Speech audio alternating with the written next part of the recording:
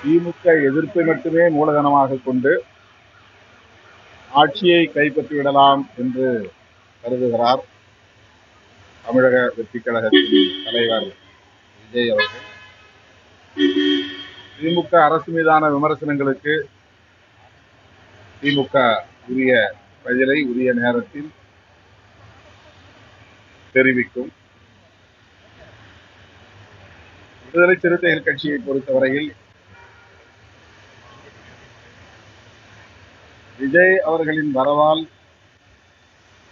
தமிழகத்தில் ஆட்சி மாற்றம் நிகழ்ந்துவிடும் என்று ஒரு மாயத் தோற்றத்தை சிலர் உருவாக்குகிறார்கள். ஊடகங்களும் இதில் பெரிய பங்கு வகிக்கிறது. ஆனால் திராவிட முன்னேற்ற கழகம் தனித்து ஆட்சி நடத்தவில்லை. ஒரு கூட்டணி பலத்தோடு ஆட்சியில் இருக்கிறது. அந்த கூட்டணி இன்னும் வலுவாக கட்டுக்கோப்பாக இயங்கி வருகிறது. இந்த தேர்தலையும் சந்திக்க உள்ளது. எனவே மதசார்பற்ற முற்போக்கு கூட்டணியை வீழ்த்தக்கூடிய அளவுக்கு, ஆட்சி மாற்றத்தை ஏற்படுத்தக்கூடிய அளவுக்கு ஒரு தாக்கத்தை விஜய் அவர்களால் ஏற்படுத்த முடியாது என்று நான் கருதி நம்புகிறேன். கூட்டத்தை வைத்து தேர்தல் காலத்தை முடிவு செய்ய முடியாது நீங்க பேசுறீங்க. அது விசிக உள்ளிட்ட பிற கட்சிகளுக்கும் அது பொருந்துமா?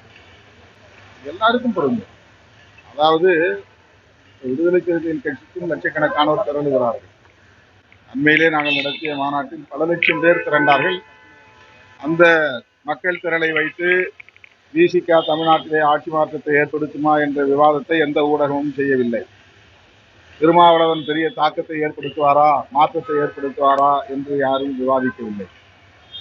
விஜய் அவர்கள் ஒரு பிரபலமான சினிமா நடிகர், கதாநாயகர் என்பதை வைத்துக்கொண்டு பெரிய மாற்றம் இங்கே நிகழ்வதை போன்ற, நிகழப் போகிறது என்பதை போன்ற ஒரு தோற்றத்தை உருவாக்குகிறார்.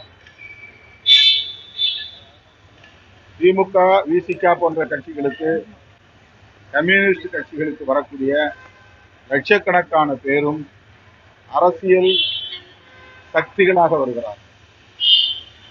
கொள்கை கோட்பாட்டு புரிதலோடு களத்திலே நிற்கிறவர்கள், நீண்ட காலமாக அரசியல் களத்தில் மக்களோடு நிற்பவர்கள். அந்த பெருந்திரளுக்கும் நண்பர் விஜய் அவர்களுக்கு இன்றைக்கு திரண்டு வந்திருக்கிற திரளுக்கும் பெரிய வேறுபாடு இருக்கிறது.